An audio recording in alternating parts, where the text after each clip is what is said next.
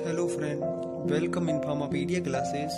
आज हम अपने फार्माकोलॉजी का लेक्चर नंबर 6 जिसका नाम था एंटी ट्यूबरकुलोसिस उसका पार्ट 2 पढ़ेंगे। पार्ट फर्स्ट के अंदर सबसे पहले हमने ये जाना था कि ट्यूबरकुलोसिस क्या होती है और ये किस बैक्टीरिया के थ्रू फैलती है। फिर हमने उस बैक्टीरिया के कैरेक्टरिस्टिक सारे देखे थे। उसके बाद हमने सारे सिम्टम देखे थे, टीबी के क्या क्या सिम्टम होते हैं। फिर हमने ट्यूबरकुलोसिस के ड्रग का क्लासिफिकेशन देखा था। उसमें हमने सबसे पहले फर्स्ट लाइन ड्रग के बारे में पढ़ा था, फिर दूसरी सेकंड लाइन थी।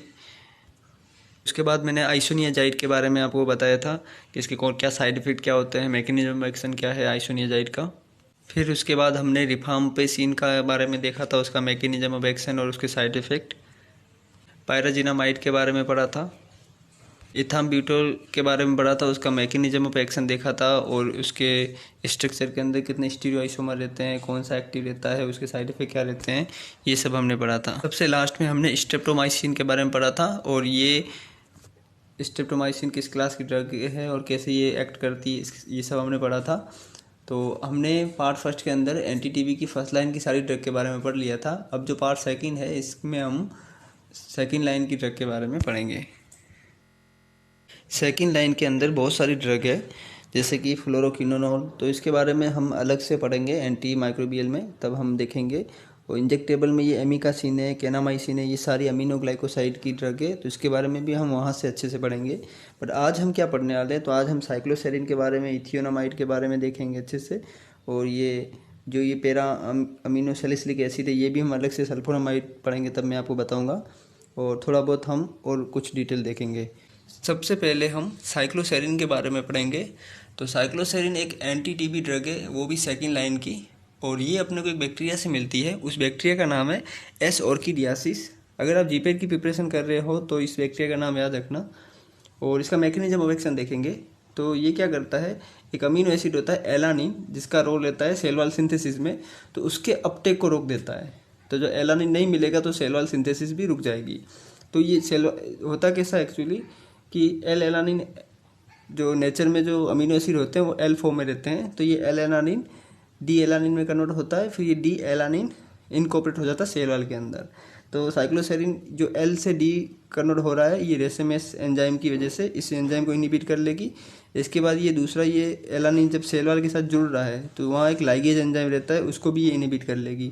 तो ये इसका सिंपल मैकेनिज्म ऑफ एक्शन है। जब ये एग्जाम में क्वेश्चन आएगा तब वहाँ ऑप्शन में एलानिन की जगह सेरिन दे देंगे, तो हमें लगता है कि साइक्लोसेरिन है तो ये सेरिन के ही अपटेक को रोकता होगा, तो वहाँ पे ये गलत हो जाएगा आपका। तो आपको याद रखना है कि ये एलानिन के अपटेक को रोकता है। इसके बाद इसका स्ट्रक्चर देखोगे तो इसके रिंग कौन सी है वही आपको इम्पोर्टेंट है, याद रखना।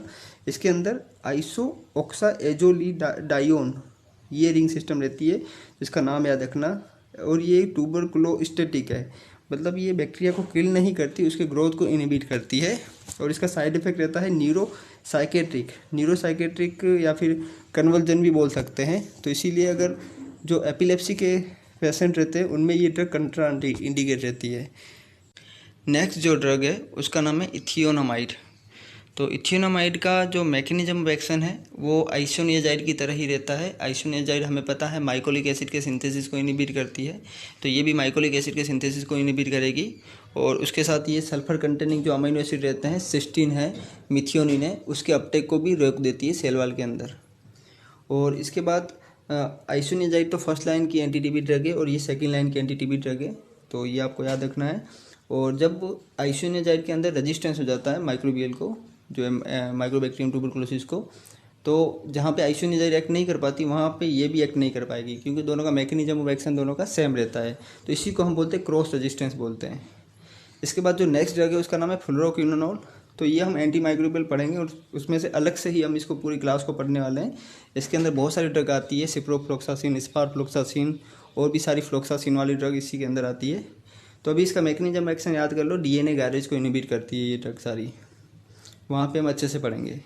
इसके बाद जो नेक्स्ट ड्रग है उसका नाम है केनामाइसिन और एमिकासिन। तो ये अमीनोग्लाइकोसाइड क्लास की एंटीबायोटिक है।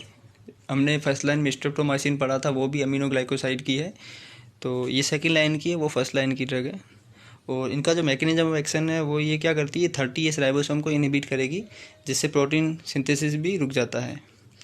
और इसके बारे में हम डिटेल से पढ़ेंगे अलग से ही। अभी आपको बस नाम रखना है केनामाइसिन एमिकासिन सेकंड लाइन की आती है और ये MDR TB में यूज की जाती है। और इसका जो रूट रहता है, रूट ऑफ एडमिनिस्ट्रेशन, वो पैरेंटल रहता है IM।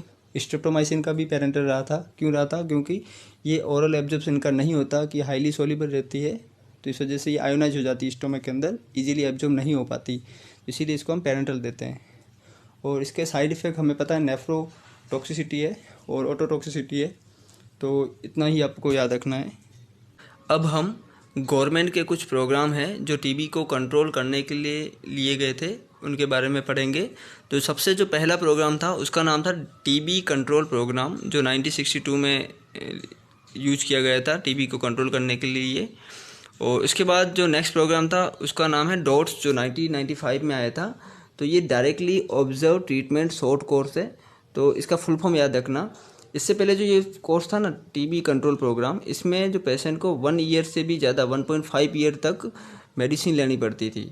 और बट ये डॉट्स के अंदर ओनली 6 मंथ ही मेडिसिन लेनी पड़ती है। उसमें भी इनिशियली जो 2 मंथ कम ज़्यादा डोज होती है, उसके बाद 4 मंथ थोड़ी कम डोज हो जाती है, तो डोज का कॉम्बिनेशन चेंज करते हैं, तो ये सिर्फ 6 मंथ रहता है, इसीलिए इसको डॉट्स प्रोग्राम बोलते हैं। इसके बाद 2000 में एक डॉट्स प्लस प्रोग्राम आया था। उसमें क्या करते हैं, हम MDR के जो पेशेंट रहते हैं उनको पहले डायग्नोस करते हैं, उनका इलाज करते हैं। और तो ये डॉट्स प्रोग्राम का फुल फॉर्म ही आपको याद रखना है। अब हम MDR TB के बारे में पढ़ेंगे, और इसी को टाइप 4 TB बोलते हैं। तो MDR मतलब मल्टी ड्रग रेजिस्टेंस TB। तो MDR मल्टी ड्रग मतलब बहुत सारे ड्रग के अंदर रेजिस्टेंस नहीं आ जाता, ओनली आइसोनियाजाइड और रिफार्मसिन, इन दोनों के अंदर बैक्टीरिया रेजिस्टेंस डेवलप कर लेता है। ये दोनों एंटीमाइक्रोबियल एक्ट नहीं कर पाएगी। तो आप सिर्फ याद रखना, फर्स्ट लाइन की ओनली 2 ड्रग है, उन्हीं के अंदर रेजिस्टेंस आता है, सबके अंदर नहीं आता है, सबके अंदर XDR के अंदर आता है। तो इतना सब डिटेल में हमें नहीं पढ़ना है। तो एक बार जो एग्जाम में क्वेश्चन आया था, टाइप 4 TB किसको बोलते हैं, तो MDR को बोलते हैं, इतना ही आपको याद रखना है। तो फाइनली हमने TB के बारे में अच्छे से पढ़ लिया। और आप वीडियो अच्छे से देखो और मेरे चैनल को सब्सक्राइब करो, लाइक करो वीडियो को और शेयर भी करो। Thank you.